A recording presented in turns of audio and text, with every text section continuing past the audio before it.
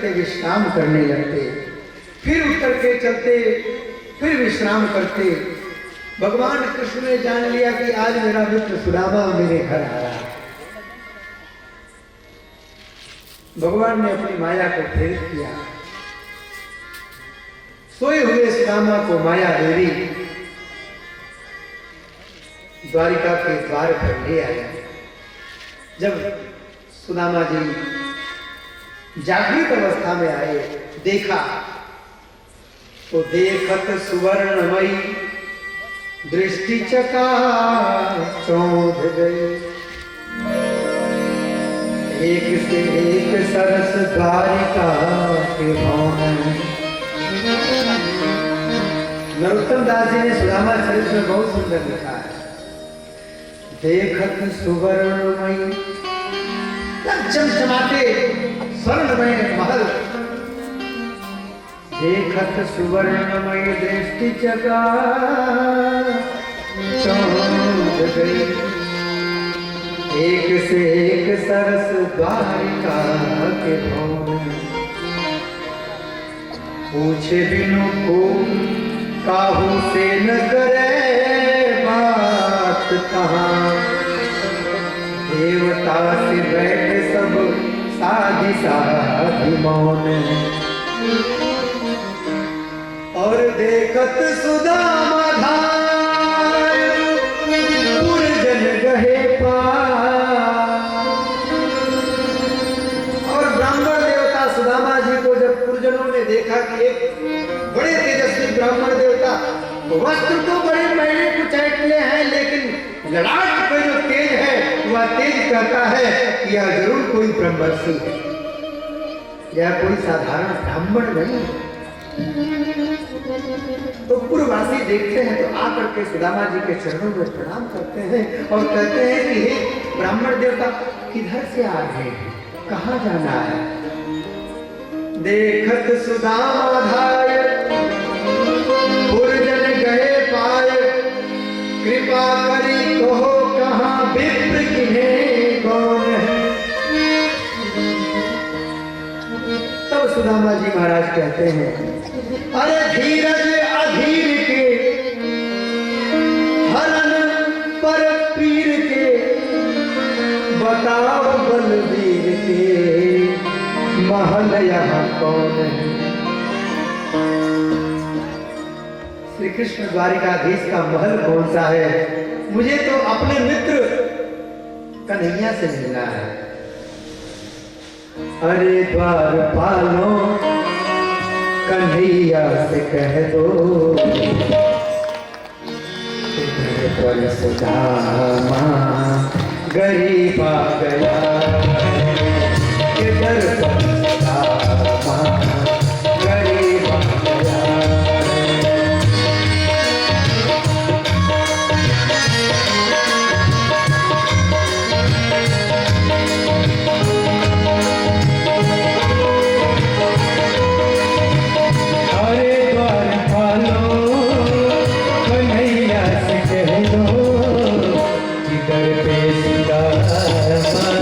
गरीब आ गया है।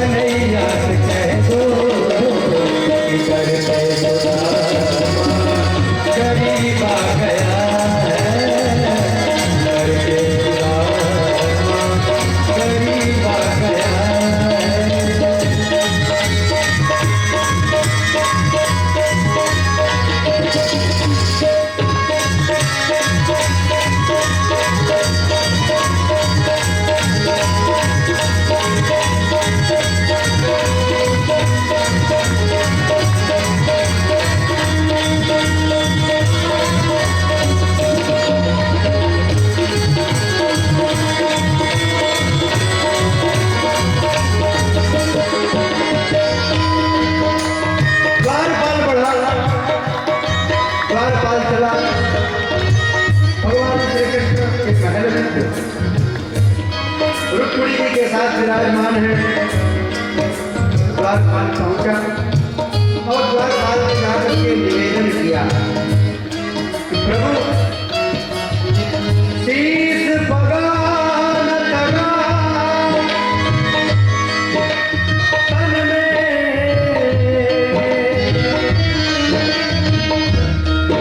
प्रभु जाने को आही बसो के ही ग्राम।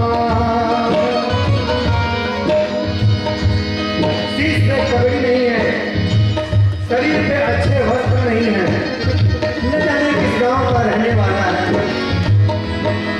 धोती फटी तिलती दुपट्टी और पायों पान की नहीं सान, पैर में जूते भी नहीं है।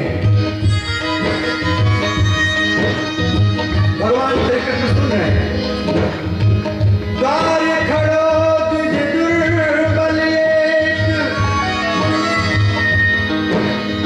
रयो चलिसो वसुधाय अभिरामा।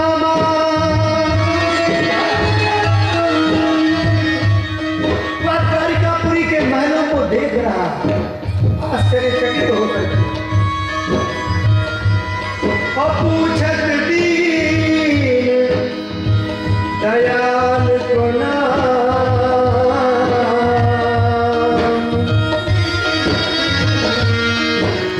भगवान वो आपका महल पूछ रहा है कि आपका महल कौन सा है। अच्छा, मेरा महल पूछ रहा है? हाँ प्रभु। अच्छा अच्छा, तो उसका नाम क्या है? द्वारपाल सुदामा जी के नाम को पूरा ले भी नहीं पाया। द्वारपाल ने केवल सुदामा जी के नाम के प्रथम अक्षर को लिया। जैसे ही उसने सु अक्षर बोला, द्वारपाल ने जैसे सु बोला, भगवान खड़े हो गए और जितने देर में वह द्वारपाल धामा बोलता उतने देर में भगवान दौड़ करके दरवाजे पर पहुंच गए।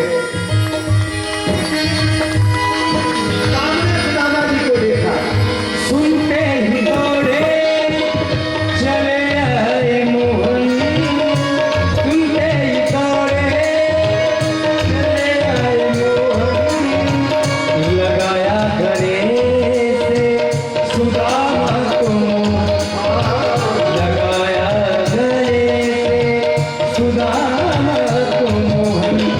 ओ रुक्मिणी को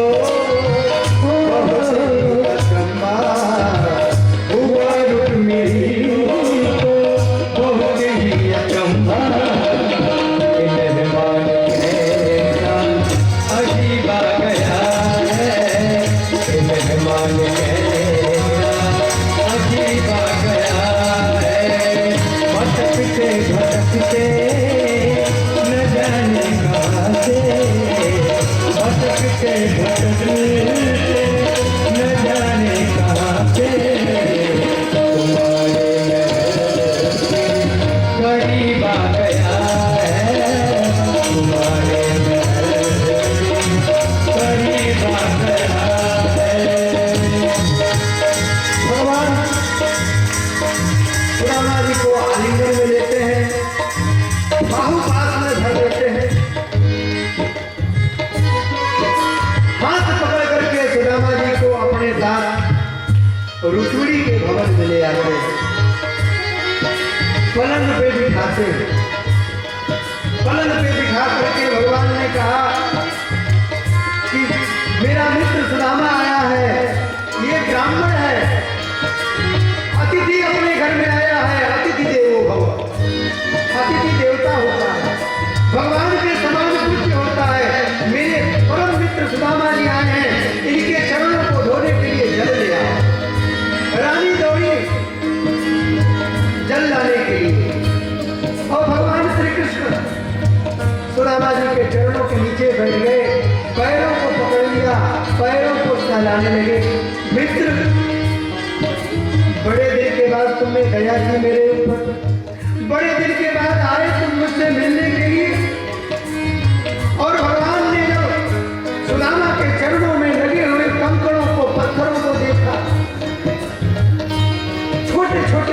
धसे हुए थे। श्री कृष्ण उन कांटों को निकालते हैं और आंखों से आशीर्वाद करते हैं। उन आंसुओं से सुदामा के चरणों को धोते हैं। कहते हैं ऐसे बेहाल बेवाइन सो पग कंटक जाल करे पुनि गोए। हाय दुख पाय सखा तुम आए गिटे न गिटे दिल खोए। मानो सुदामा जी के माध्यम से भगवान हम सब जीवों से कह रहे हैं कि ऐ जीवों, तुम हमारे शरण में आते जरूर हो, लेकिन जब तुम लोगों के ऊपर दुख आता है, विपत्ति आती है, तब आते हो। मेरे पास पहले क्यों नहीं आते? हाय महादुख पाय सखा तुम आए न गिटे दिल को। देखी सुदामा की दीन दशा करुणा करके करुणा निधि रोए। तब तक रानियां बारात में जल लेकर के आ गई। बारात के जल की जरूरत ही नहीं पड़ी। पानी बारात को हाथ छुओ नहीं, नैनन के जल सो पग धोई। बराबर में अपने सुदामा बिठाए, बराबर में सुदामा बिठाए। चरण आंसुओं से श्याम ने बुलाए। चरण आंसुओं से श्याम ने बुलाए। चरण आंसुओं से श्याम ने बुलाए। न घबराओ प्यारे जरा तुम सुदामा। न घबराओ प्यारे जरा तुम सुदामा। खुशी का समाधि करीब आ गया है। खुशी का समाधि करीब आ गया है। भक्त कर वालों अरे याद कह दो, अरे द्वार पर अरे याद कह दो। करीब आ गया है इधर से सुदामा। करीब आ गया है इधर से सुदामा। करीब आ गया है इधर से बोलिए द्वारिकाधीश भगवान की जय। कृष्ण सुदामा की। जय। कृष्ण का खूब स्वागत किया भगवान ने।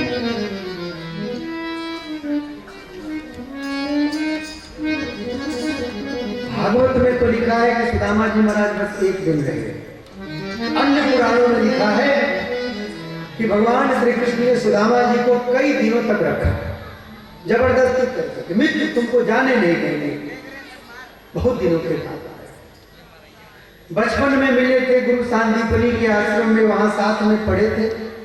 उसके बाद अभी मुलाकात हुई है, तुमको जाने नहीं देंगे, तुमको बहुत दिन यहाँ रहना पड़े। तुम अकेले क्यों आए? भाभी को साथ में क्यों नहीं लेके आए? विवाह तो कर लिया तुमने, तुम्हारे बच्चे भी तो हुए होंगे ना, क्या नाम है उनके? भगवान सुदामा जी से सुदामा जी का कुशल क्षेम पूछते हैं। इधर रुक्मिणी जी सोचती हैं किम अनेन कृतम पुण्यम अवधूतेन भिक्षुना। इस भिक्षुक ने, इस अवधूत ने, इस ब्राह्मण ने कौन सा ऐसा पुण्य कर्म किया है कि भगवान इसको अपने उस पलंग पे बिठा रहे हैं जिसपे वे स्वयं शयन करते हैं। कोई भी व्यक्ति अपने शयन कक्ष में किसी दूसरे पुरुष को नहीं ले जाता,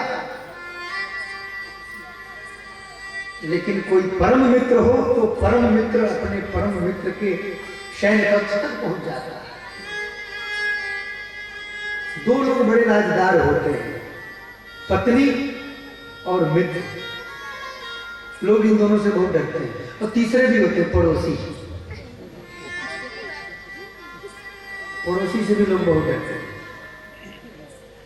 हम लोगों का पड़ोसी तो है पाकिस्तान, हमेशा कुछ न कुछ करता ही रहता है। अटल जी ने अपने जमाने में कहा था कि हम संयम बरत रहे हैं, और अटल जी ने यह भी कहा था कि भाई पड़ोसी बदला नहीं जा सकता, लेकिन स्वभाव बदला जा सकता है। हम यदि अपने व्यवहार में परिवर्तन करें तो हमारे पड़ोसी के भी व्यवहार में परिवर्तन होंगे, लेकिन शुरुआत स्वयं से करना पड़ेगा। हम लोग अपेक्षा रखते हैं कि वो बदले तब हम दूसरे से अपेक्षा रखते हैं कि वो बदले तब हम बदले। पहले स्वयं बदलिए ना। एक युग निर्माण चेतना मिशन है हरिद्वार मथुरा में, ये मिशन काम करती है। युग कब बदलेगा? जब हम बदलेंगे। ऐसे युग थोड़े बदलेगा।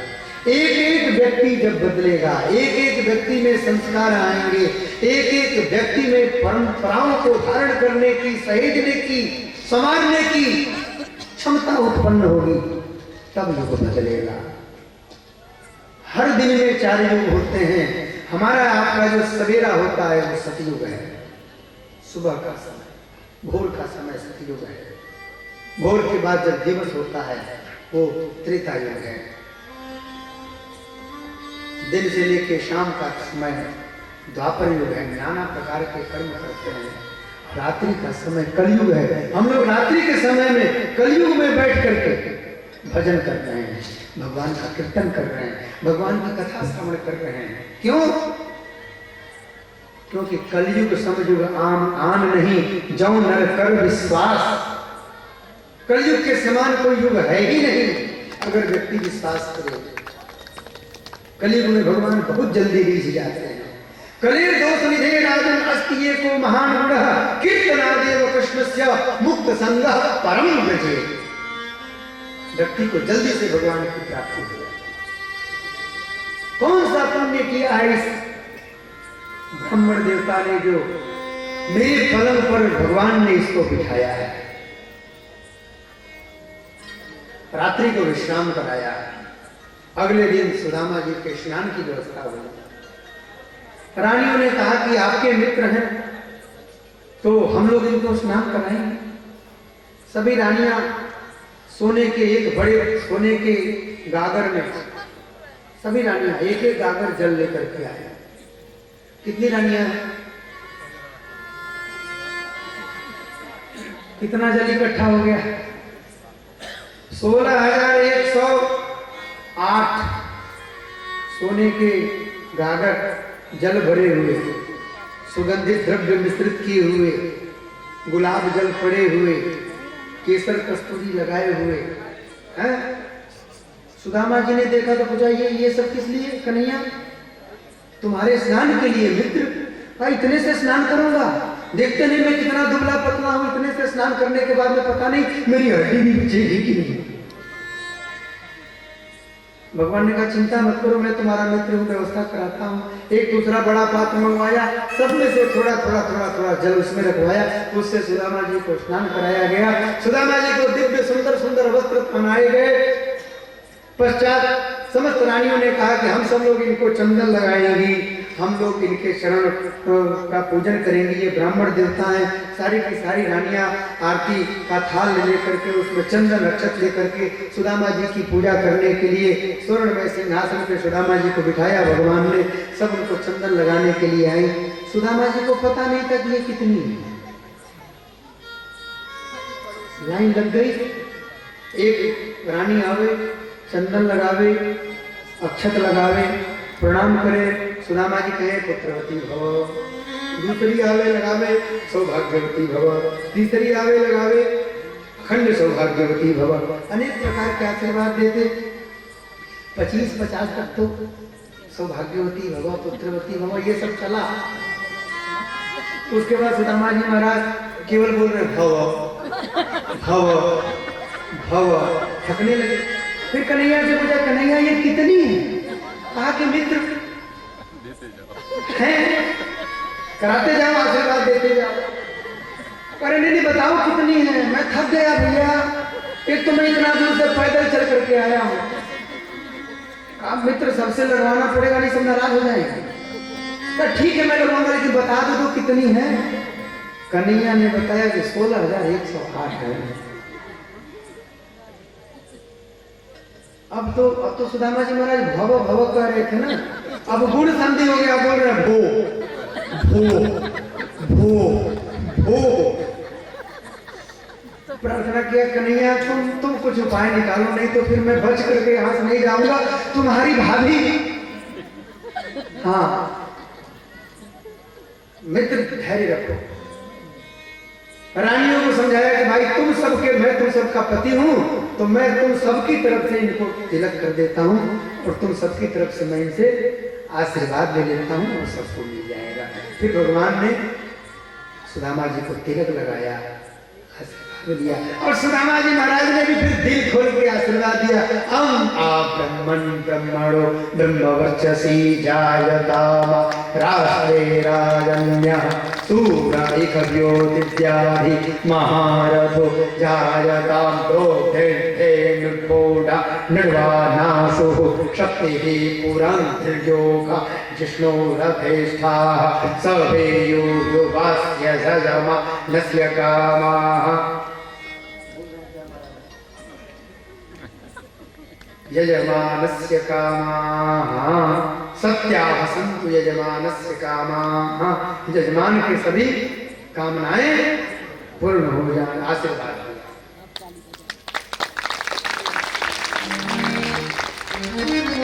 सुदामा जी महाराज नए नए कपड़े पहन लिए, लेकिन जो सुशीला ने दिया था कपड़े में बांध करके, उसको काख में दबाना नहीं, बोले काख में दबा करके जोर से रखे।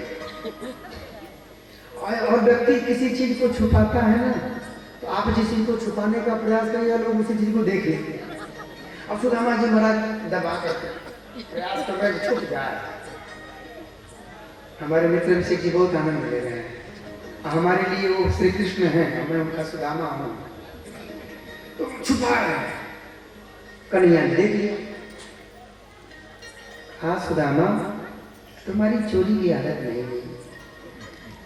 गुरु सांदीपनी के आश्रम में भी जब हम लोग गए थे संविदा चुनने के लिए, तो गुरुदेव ने, गुरु माता ने चने दिए थे, तुमने अकेले अकेले सब चट कर दिए थे।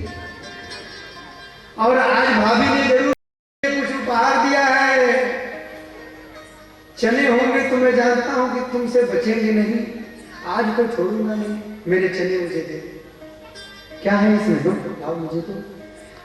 अब सुदामा जी सोच रहे हैं कि ये फटे पुराने कपड़े में, मैले कुचैले कपड़े में 4 मुट्ठी चावल, वो भी अलग अलग घरों के आए हुए, मैं अपने मित्र को दूंगा। तो ये मेरा मित्र है, ये भले कुछ न बोले, लेकिन ये जो रानियां देखेंगी ये सब क्या कहेंगी, कैसा मित्र है, कैसा गरीब है, कैसा दरिद्र है। मेरे मेरे मेरे मित्र की अपकीर्ति होगी, मेरे मित्र कृष्ण की जग हंसाई होगी कि ये कृष्ण कैसे कैसे मित्र रखता है। मैंने लेकिन श्री कृष्ण जी ने जबरदस्ती करना प्रारंभ कर दिया, छीन लिया। भगवान ने कहा किम उपायम मानितम ब्रह्मण में भवता क्रिया पाहितम भक्ते प्रेमणा भूर्ये नहीं भवे। प्रेम पूर्वक व्यक्ति कुछ भी मुझे समर्पित करता है, मैं उसको ग्रहण करता हूं। पत्रम पुष्पम फलम तोयम यो मे भक्त्या प्रेक्षति तदहम भक्त परित मस्नामि प्रेदा। आपके पास कुछ नहीं है, भगवान को जल चढ़ा दीजिए। कुछ नहीं है, पत्ते तोड़ करके भगवान को चढ़ाइए, लेकिन भाव शुद्ध होना चाहिए, प्रेम होना चाहिए। अरे विदुरानी ने तो केले की जगह पर छिलके खिलाए थे, सबरी ने तो झूठे बेर खिलाए थे, लेकिन राम जी ने और श्री कृष्ण जी ने खूब चाव से खाए, बड़े प्यार से खाए।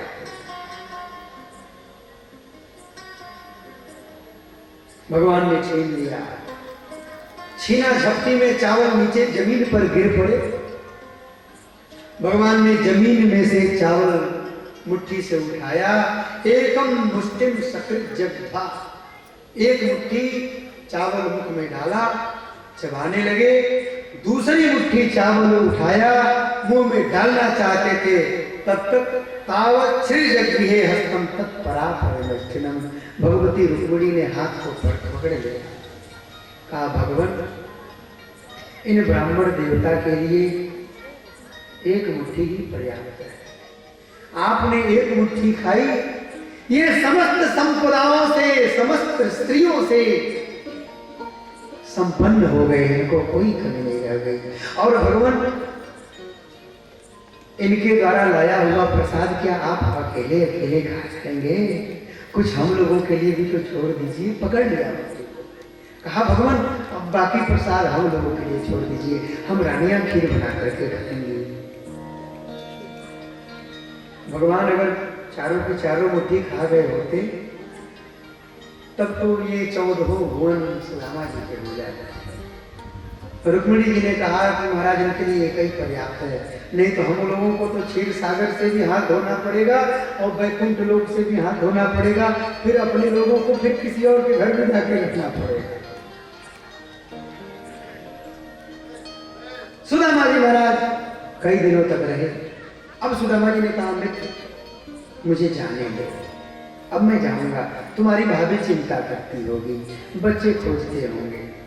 भगवान ने कहा मित्र 2-4 दिन और, कहा नहीं मित्र जाने दो। सुदामा जी महाराज तैयार हुए।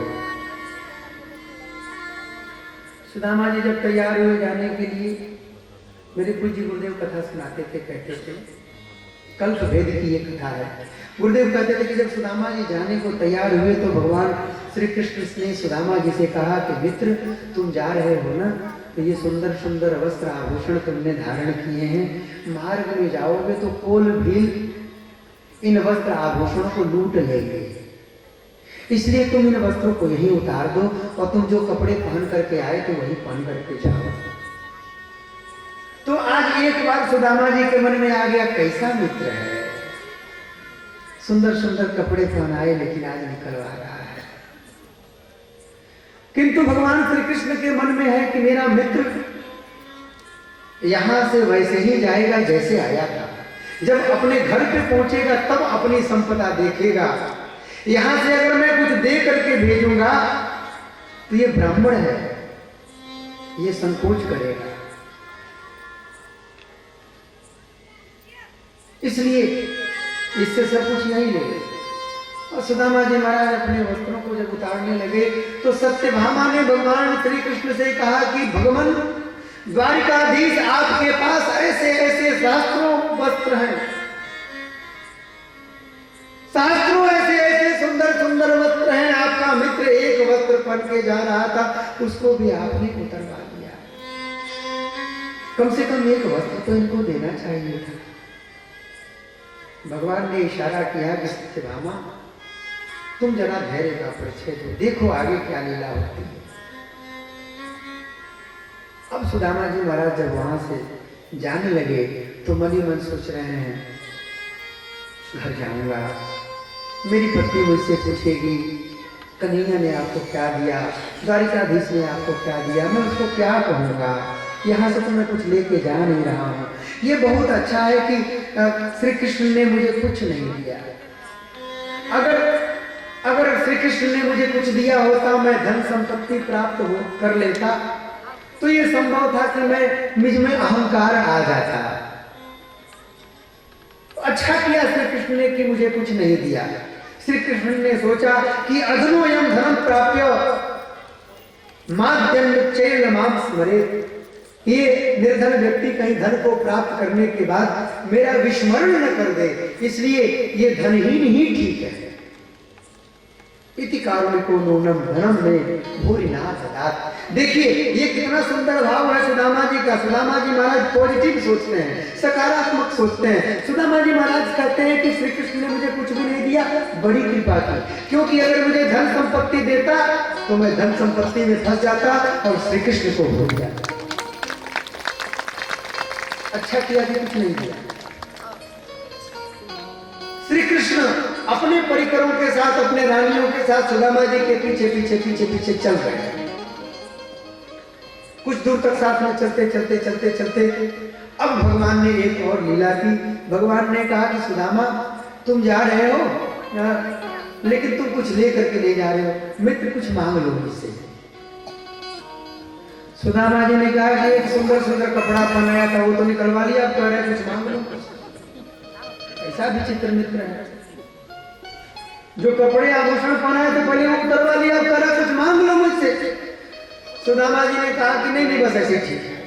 अब कन्हैया भगवान कृष्ण सुदामा के पीछे कुछ मांगो, कन्हैया सुदामा कुछ मांगो, तुम मेरे मित्र कुछ मांगो। देखो तुम बिना कुछ लिए हो जाओगे, भाभी कहेगी कि कुछ लेके नहीं है, कुछ मांग लो कुछ मांग लो। सुदामा ने कहा कि अच्छा तुम नहीं मांगते हो तो फिर मांग ही लेता हूं, लेकिन ऐसे नहीं मांगूंगा, पहले तुम हाथ में संकल्प करो, जल। अब रुक्मिणी जी ने सोचा कि पता नहीं ये क्या मांग बैठे ब्राह्मण देवता।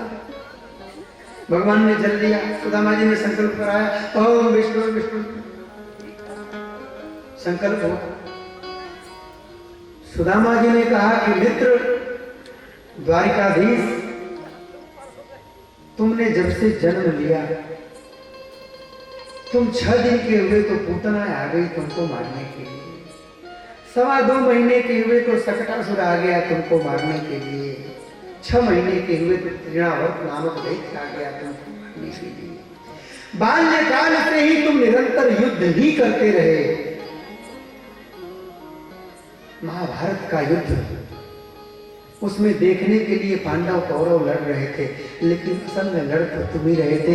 सारा श्रम तुमको हुआ, सारी मेहनत तुमने की, सारा परिश्रम तुमने किया, बाल्यकाल से लेकर के अब तक तुम युद्ध ही करते रहे हो, इसलिए तुम थक गए होगे। मित्र मैं तुमसे यह वरदान मांगता हूं कि तुम एक दिन मेरे कहने पर बढ़िया से विश्राम करो, विश्राम करो।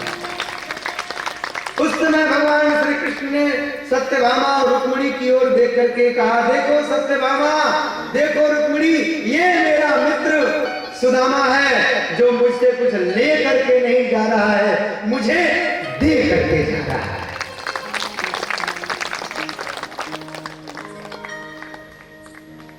सुदामा जी महाराज वहां से चले हैं, विदा हुए हैं। भगवान का स्मरण कीर्तन करते हुए जब अपने घर पे पहुंचे हैं, अपने गांव में गए सुदामा जी महाराज तो अपनी झोपड़ी गए। लोगों के जो कच्चे कच्चे मकान थे वो स्वर्णमयी अटारियां बन गई, महल बन गए। अपना घर खोजते नहीं मिल रहा है, लोगों से पूछा तो लोगों ने बताया। तब सुदामा जी महाराज अपने उस सुंदर महल में पहुंचे। वहां सुशीला सुंदर वस्त्र आभूषणों को धारण की हुई अपने बच्चों को साथ में लेकर के, बच्चे एकदम राजकुमार लग रहे हैं, फूलों से कोमल सुंदर सुंदर बालक। लेकिन सुदामा जी महाराज उस महल में निवास नहीं किए। कहा सुशीला तुम इस महल में निवास करो, मैं अपने लिए एक अलग झोपड़ी बनाऊंगा, उसी झोपड़ी में बैठ करके द्वारिकाधीश का भजन करूंगा। ये भजन ही मेरा जीवन है, मैं भजन ही करूंगा। फैलाई झोली सबने तेरे दरबार में आकर, तुझे देता नहीं देखा मगर झोली भरी पाई। सुदामा जी महाराज को ऐश्वर्य की प्राप्ति हुई है। सूर्य ग्रहण के अवसर पर कुरुक्षेत्र में भगवान श्री कृष्ण अपनी रानियों के साथ गए हैं। वहां द्रौपदी आदि, वृंदावन से समस्त गोपियां आई हैं, सबसे भेंट हुई है। वसुदेव जी ने एक यज्ञोत्सव किया है, उसमें नारद जी के माध्यम से भगवान ने वसुदेव जी को उपदेश कराया है। माता के जो मृत पुत्र थे 6, देवकी के जो 6 पुत्र थे, माता के कहने पर भगवान श्री कृष्ण ने उन 6 पुत्रों को ला करके माता को प्रदान किया है। पुनः भगवान की प्रेरणा से अर्जुन ने सुभद्रा का हरण किया है, सुभद्रा से अर्जुन का विवाह हुआ है। तो वेदों ने आकर के साक्षात भगवान की स्तुति की है। भस्मासुर की कथा आती है, वो कथा आप लोग जानते ही हैं। भगवान शंकर कितने दयालु देवता हैं, शीघ्र ही अपने भक्तों पर प्रसन्न हो जाते हैं। भगवान की अप्राकृतिक लीला विहार की कथा आती है। एकादश स्कंद में दत्तात्रेय मुनि के 24 गुरुओं के माध्यम से भगवान श्री कृष्ण ने उद्धव जी को उपदेश किया है। इस एकादश स्कंद को गीता भी कहा जाता है। जैसा उपदेश भगवान ने अर्जुन को किया, वैसा ही उपदेश भगवान ने उद्धव जी को किया। भगवान के परम धाम का वर्णन है कि भगवान श्री कृष्ण ने देखा कि 125 वर्ष हो गए और अब हमको अपने गोलोक में चलना चाहिए। तो भगवान ने अपने पूर्ववासियों से कहा कि सब प्रभास क्षेत्र चलेंगे। सबको भगवान प्रभास क्षेत्र लेकर के आए और प्रभास क्षेत्र में भगवत प्रेरणा से भगवान ने सोचा कि ये जो मेरे पुत्र हैं बड़े बलवान हैं, मेरे पुत्रों के जो पुत्र हैं अर्थात जो मेरे पौत्र हैं, ये सब भी अजय हैं, किसी के द्वारा ये जीते नहीं जा सकते। अगर मैं नहीं रहूंगा तो ये सब भी अहंकारी हो जाएंगे और जिस अधर्म को समाप्त करके मैंने अधर्म की स्थापना की है, मेरे न रहने पर संभव है कि ये भी धर्म करने लगे। इसलिए मैंने जो ये सृष्टि की है उस सृष्टि का मैं संवरण करूंगा। अब भगवान ने सृष्टि के संवरण की इच्छा से सबको प्रभास क्षेत्र में लेकर के गए हैं। वहां पे भगवत प्रेरणा से सबने मैरेयस मदिरा का पान किया है और सबने अजानता विवान्योन्यम एक दूसरे को न जानते हुए, जैसे एक दूसरे से परिचित न हो, एक दूसरे को मार करके समाप्त किया। भगवान श्री कृष्ण कदम के वृक्ष पर नीचे जाकर के बैठते हैं। व्याधा आता है, उसने व्याधा ने आकर के भगवान श्री कृष्ण के चरणों में तीर मारा। समीप में आया तो द्वारिकाधीश देखा। भगवान द्वारिकाधीश ने कहा कि व्याधा तू परेशान न हो, ये सब मेरी प्रेरणा से हुआ है। भारतीय शास्त्रों के इतिहास में भगवान ने जिनको जिनको मारा सबको भगवान ने तारा, लेकिन यह एकमात्र ऐसा आख्यान है जिसमें व्याधे ने भगवान को मारा, फिर भी भगवान ने व्याधे को तार दिया। अपने वैकुंठ जाने से पहले व्याधा को बहेलिए को वैकुंठ भेजा। बोलो आनंद कंद भगवान की। भगवान ने अपनी लीला का स्मरण किया, कलयुग के दोष और गुणों का वर्णन किया। सुखदेव जी महाराज ने कलयुग के राजाओं को चेतावनी दी। पुनः 4 प्रकार के प्रलय का वर्णन है, समयाभाव है इसलिए 4 प्रकार के प्रलय का वर्णन नहीं करेंगे। आगे सुखदेव जी महाराज कहते हैं परीक्षित से, राजन परीक्षित सावधान हो जाओ। तुम तो राजा मरिष्येति पशु बुद्धि निमाम चाहिए। हे राजा, तुमको मैंने इतने शास्त्रोपदेश दिए, ज्ञान दिया, भगवान की मंगलमयी पुण्यमयी आनंदमयी कथाएं मैंने तुम्हें सुनाई। अब तुम ये बताओ, क्या तुम मरने वाले हो, मरोगे? परीक्षित ने कहा कि भगवान आपके द्वारा कथा श्रवण के करके, आपके द्वारा प्राप्त विद्या को अपने हृदय में धारण करके, आपके द्वारा श्रवण किए हुए ज्ञान को अपने हृदय में धारण करके अब तो मैं सिद्धोस्मि अनुगृहीतोस्मि, मैं सिद्ध हो गया, अनुगृहीत हो गया। जो आपने अनादि निधनम हरि भगवान श्री कृष्ण की मंगलमयी लीलाएं सुनाई। भगवान शरीर पंचभूतों से उत्पन्न होता है, यह शरीर पंचभूतों में ही मिल जाता है तक्षक आएगा अवश्य, वह इस पंचभूत को डसेगा, मेरी आत्मा का वह कुछ भी नहीं बिगाड़ सकता है। सुखदेव जी ने कहा कि परीक्षित, अब तुम सिद्ध हो चुके हो, मैं अब जाऊंगा। परीक्षित जी ने सुखदेव जी की पूजा की, सुखदेव जी को दक्षिणा प्रदान की। सुखदेव जी महाराज रो रहे हैं, परीक्षित भी रो रहे हैं। मुनियों ने पूछा कि परीक्षित क्यों रो रहे हो? क्या तुमको शरीर का मोह सता रहा है? इस शरीर को छोड़ना चाहते हो? परीक्षित ने कहा कि मैं इसलिए रो रहा हूं कि जिन भगवान की मंगलमयी कथा को मैंने श्रवण किया है, इस कथा का श्रवण करने के बाद में मेरी मुक्ति हो जाएगी, मेरा पुनर्जन्म नहीं होगा। काश कि मेरा दोबारा जन्म होता तो मैं फिर भगवान की कथा श्रवण करता। ऐसी कथा अब मुझे पुनः दोबारा कभी सुनने को नहीं मिलेगी, इसलिए मैं रो रहा हूं।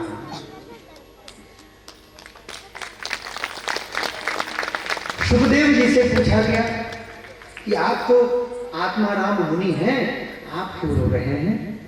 सुखदेव जी ने कहा कि परीक्षित के जैसा सत्ता नहीं मिलेगा। इसने जिस तन्मयता के साथ में 7 दिनों तक बिना अन्न और जल ग्रहण किए कथा श्रवण की, ऐसा मुझे कोई श्रोता नहीं मिलेगा, इसलिए मेरे आंखों से अश्रुपात हो रहे हैं। सुखदेव जी की विदाई हुई है, सुखदेव जी महाराज वहां से गए हैं। तक्षक नामक नाग आया है, कश्यप नामक ब्राह्मण चले हैं, लेकिन कश्यप गोत्रीय ब्राह्मण को तक्षक नाग प्रभावित कर लेता है, उनको ढेर सारी दान दक्षिणा देता है और कहता है कि ये सृष्टि का नियम है, ब्राह्मण कुमार ने श्राप दिया है तो उस श्राप की पूर्ति करनी ही होगी। इसमें हे ब्राह्मण देवता, आपको सहायक बनना चाहिए। अगर आप धन की लालच से जा रहे हैं तो मैं आपको स्वयं धन दे रहा हूँ। और एक स्थान पर गड़े हुए धन के बारे में बतलाता है। कश्यप गोत्रीय वह ब्राह्मण देवता उस धन को प्राप्त करके पुनः चले जाते हैं। परीक्षित जी महाराज सिद्धासन में बैठते हैं, भगवान का ध्यान करते हैं। भगवान का ध्यान करके परीक्षित जी महाराज भगवान में ही सम्मिलित हो जाते हैं, भगवान में ही रमण करने लग जाते हैं। योग की विद्या के द्वारा परीक्षित जी महाराज षडचक्र ग्रंथि भेदन करके अपनी आत्मा को सहस्त्रार में ला करके सहस्त्रार का भेदन करके उनकी आत्मा बाहर निकल जाती है। आत्मा के निकलने के बाद में तक्षक आता है। तक्षक नाग आकर के परीक्षित जी को डसता है और परीक्षित जी का शरीर जल करके भस्म हो जाता है। राजा जन्मेजय को पता चलता है, जो परीक्षित के पुत्र है राजा जन्मेजय, क्रोधित होते हैं और वे सर्प यज्ञ का निर्णय करते हैं, सर्प यज्ञ करते हैं। सर्प यज्ञ में सर्पों की आहुति पड़ने लगती है। ब्रह्मा जी महाराज बृहस्पति को भेजते हैं, बृहस्पति देवता आकर के जन्मेजय को समझाते हैं, तब जन्मेजय उस हिंसा से विरत होते हैं। कथा आती है कि जन्मेजय ने अपने पिता के मुक्ति के लिए श्रीमद् देवी भागवत महापुराण की कथा भी श्रवण की थी, तो उसमें भगवती देवी का वर्णन मिलता है। इस प्रकार से द्वादश स्कंद में भगवान की मंगलमयी कथा को पूर्ण करते हुए सूत जी महाराज शौनकादिक महर्षियों से कहते हैं कि हे शौनकादिक महर्षियों, इस प्रकार सुखदेव जी महाराज उस स्थान से चले गए और श्री सुखदेव जी महाराज ने केवल एक बार राजा परीक्षित को कथा सुनाई, उन्होंने दोबारा किसी को कथा नहीं सुनाई। मैंने उनसे जो कथा सुनी वही कथा इस नैमिषारण्य के पावन पवित्र भूमि पर आप सभी 88,000 ऋषियों के सम्मुख मैंने प्रस्तुत किया, आप लोगों को सुनाया। और भी कुछ आप लोगों को सुनने की इच्छा हो तो कहिए। मुनियों ने कहा कि हम सब धन्य हो गए आपके मुख से निश्चित वाणी को सुन करके। सूत जी ने कथा को विश्राम दिया, हम लोग भी कथा को विश्राम में। उसके पूर्व सूत जी ने जो वर्णन किया है श्रीमद् भागवत क्या है उसको समझ लें।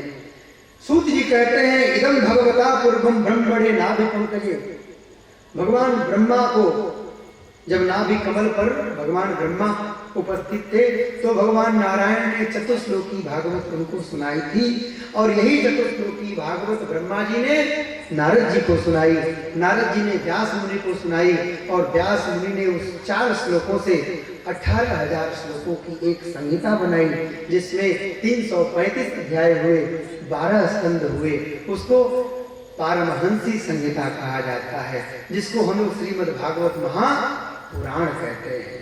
बोलिए भागवत महापुराण की जय। जिस प्रकार नदियों में गंगा अत्यंत पावन है, पुण्यवती है, जिस प्रकार देवताओं में भगवान अच्युत सर्वश्रेष्ठ हैं, जिस प्रकार वैष्णवों में भगवान शिव शंकर शंभु सबसे श्रेष्ठ हैं, उसी तरह पुराणों में श्रीमद् भागवत महापुराण सबसे श्रेष्ठ है, जिसको हम सबने बड़े प्रेम से सुना। अब आइए मेरे पीछे पीछे 3 बार आप लोग इस श्लोक को बोलिएगा। नाम संकीर्तनम यस्य, नाम संकीर्तनं यस्य सर्व पाप प्रणाशनम, सर्व पाप प्रणाशनम, प्रणामो दुःख समनः, प्रणामो दुःख शमनः, तं नमामि हरिं परम्। त्वं नमामि हरिं परम्। यस्य स्मृत्या च नामोक्त्या तपो यज्ञ क्रियादिषु न्यूनं संपूर्णतां याति, सद्यो वन्दे तमच्युतम्। प्रमादात् कुर्वतां कर्म प्रच्यवेताध्वरेषु यत् स्मरणादेव तद्विष्णोः सम्पूर्णं स्यादिति श्रुतिः। ॐ विष्णवे नमः, ॐ विष्णवे नमः, ॐ विष्णवे नमः, ॐ विष्णवे नमः, ॐ विष्णवे नमः। ॐ विष्णवे नमः।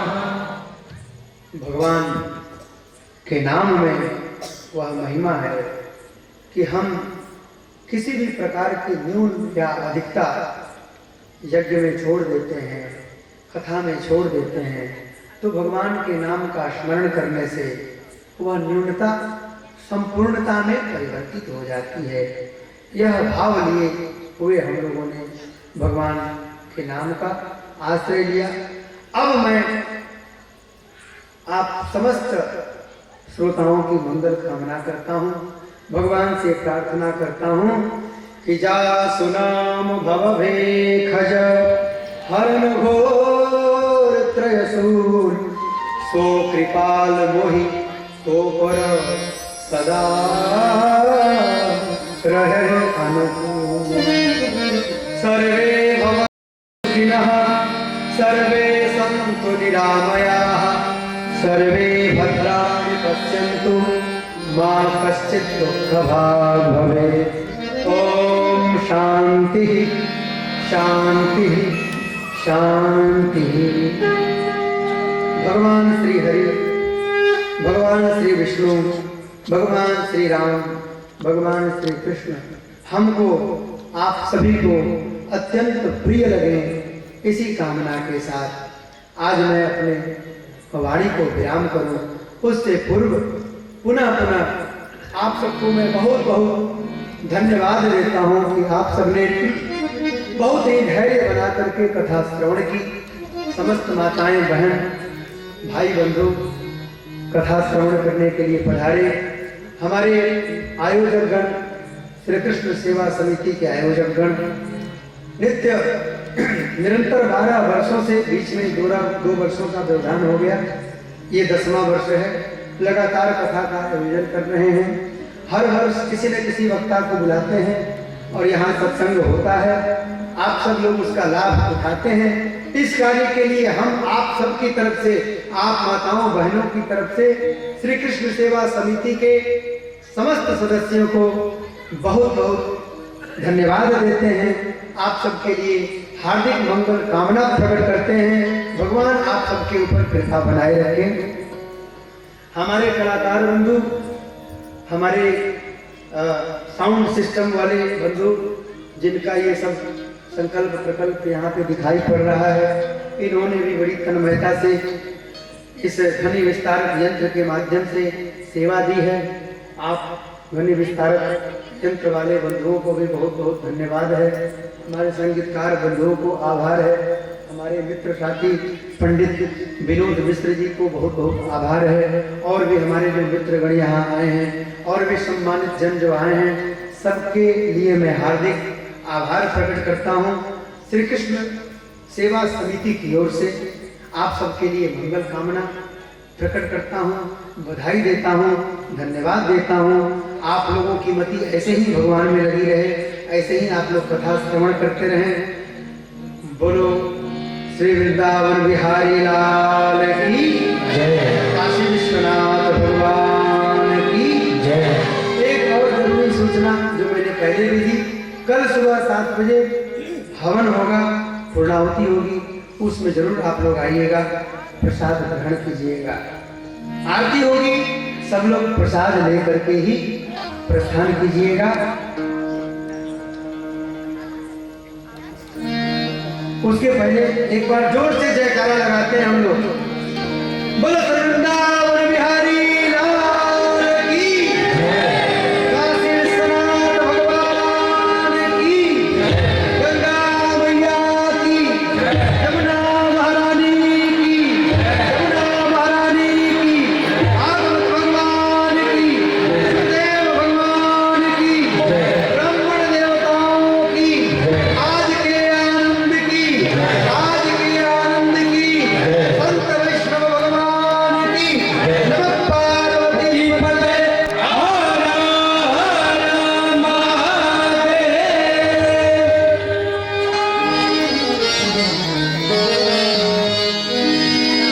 बाके बिहारी तेरी श्री भागवत भगवान की है आरती। पापियों को पाप से है तारती, है तारती। श्री भागवत भगवान की है आरती। पापियों को पाप से है तारती, है तारती। श्री भागवत भगवान की है आरती। पापियों को पाप से है तारती। ये अमर ग्रंथ मुक्ति पंथ, पंचम वेद निराला, नव ज्योति जगाने वाला। ये अमर ग्रंथ मुक्ति पंथ, पंचम वेद निराला, नव ज्योति जगाने वाला। हरि नाम यही, हरि नाम यही, हरि नाम यही, हरि नाम यही, हरि नाम यही, हरि नाम यही, हरि नाम यही। जग के मंगल की आरती, पापियों को पाप से है तारती, है तारती। श्री भागवत भगवान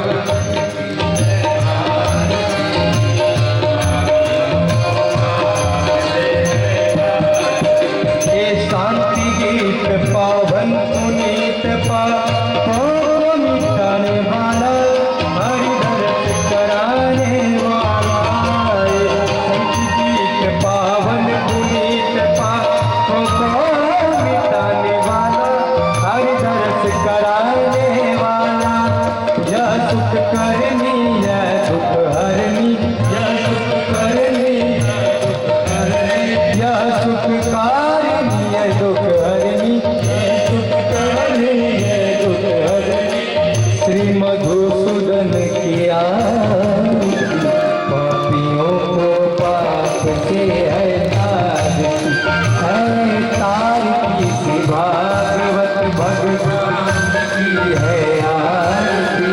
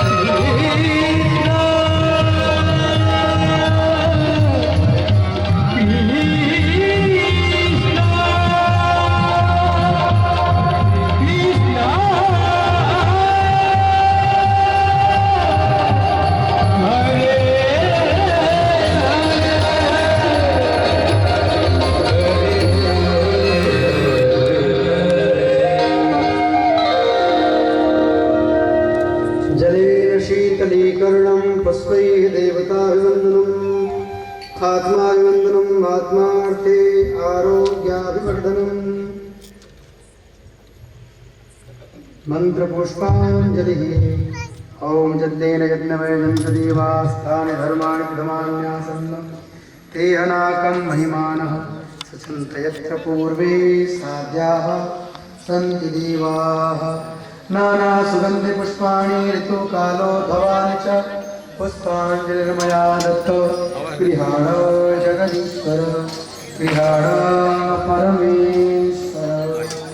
धर्म की जय हो, अधर्म का नाश हो, प्राणियों में सद्भावना हो, विश्व का कल्याण हो, विश्व का कल्याण हो, गौ माता की जय हो, गौ माता की जय हो, सत्य सनातन धर्म की जय हो, सनातन धर्म की जय हो। नमः पार्वती पते हर हर महादेव।